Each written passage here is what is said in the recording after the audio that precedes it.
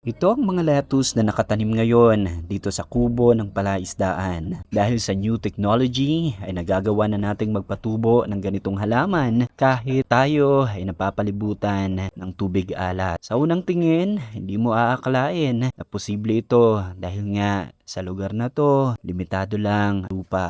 Ito nga yung mga lettuce na pinalaki dito.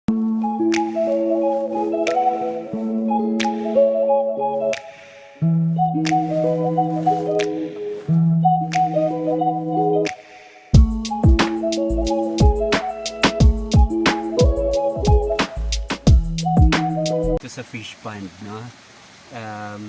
Kahit wala gaanong lupa, lumalaki siya ng ganito gamit yung hydroponic system.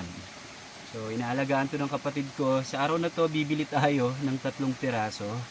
300 yung binibenta daw to, no? Pangbaon niya sa eskwela pag ngayong darating na pasukan.